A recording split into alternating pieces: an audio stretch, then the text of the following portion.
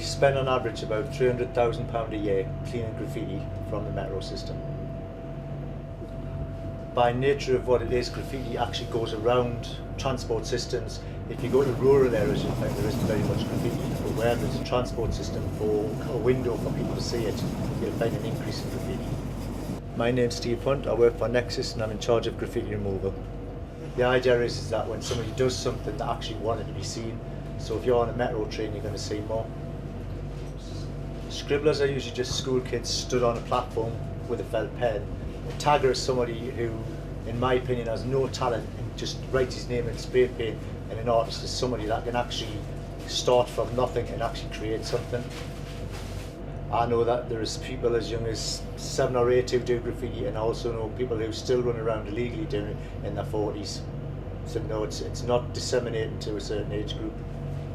There's still quite a large cult of people who will not accept graffiti because it's classed as an environmental pollution. We hope to work with graffiti artists to help and continue to reduce illegal graffiti on the metro system. If you're caught on any metro part of the metro system doing graffiti without permission, you will be prosecuted.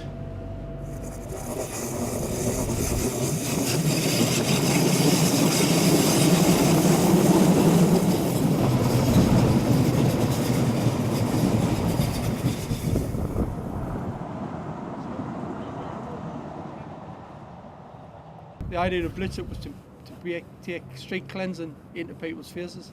We used to have the old yellow vans that nobody noticed. We decided to deliver the vehicles up. That's what people actually see them and see the work getting done. You know?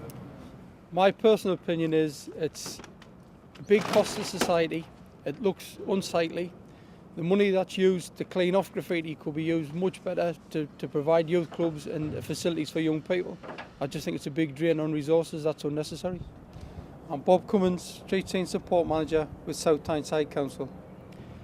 Goes back to cavemen days. The cavemen wrote their names on the walls of the caves and it's carried on through society ever since. I don't personally understand why people need to put tags on walls, but it's a thing that we have to live with.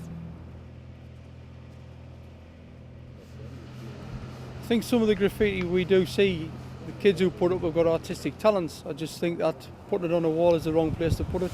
I'd rather see them use those artistic talents to do art that's inside the buildings, on canvas, etc.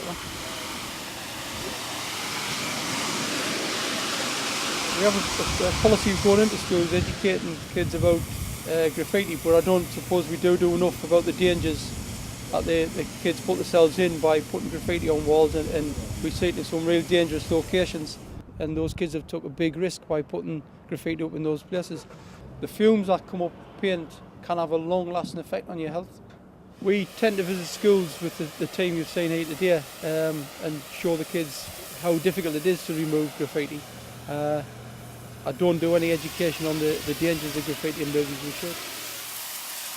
We class all paintings on buildings etc. as graffiti, and we clean them off as quickly as we possibly can. We have in South Tyneside Council, we do actively try and catch the people who are putting the graffiti on. Anyone we do catch, although the law allows us to give a £50 fixed penalty, we don't use that facility, and we take them straight to magistrates court and have them charged with criminal damage.